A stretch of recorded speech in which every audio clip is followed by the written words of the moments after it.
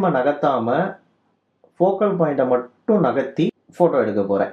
இப்போ பொம்மைக்கு நேராக இந்த ஃபோக்கல் பாயிண்ட்டை நான் கொண்டு வந்து வச்சுக்கிறேன். ஓகே, வச்சுட்டு ஷட்டர் பட்டனை ஆஃப் ப்ரெஸ் பண்ணுறேன்.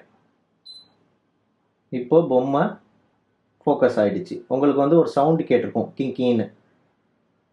கீழே லெஃப்ட் கார்னரில் பார்த்தீங்கன்னா ஒரு க்ரீன் கலர் டாட் இருக்குது பார்த்தீங்களா? அந்த க்ரீன் கலர் டாட் வந்துச்சு அப்படின்னா ஃபோக்கஸ் லாக் ஆகிடுச்சுன்னு அர்த்தம். அதே மாதிரி இந்த ஃபோக்கல் பாயிண்ட் வந்து ரெட் கலரில் இருந்து க்ரீன் கலராக மாறி இருக்கும். இப்போ நான் ஃபோக்கஸை ரிலீஸ் பண்ணிட்டேன் அப்படின்னா ரெட் கலராக இருக்கும் நார்மலாக அந்த பாக்ஸு. இந்த பொம்மையோட ஃபேஸில் ஃபோக்கஸை லாக் பண்ணி ஒரு ஃபோட்டோ எடுக்கிறேன்.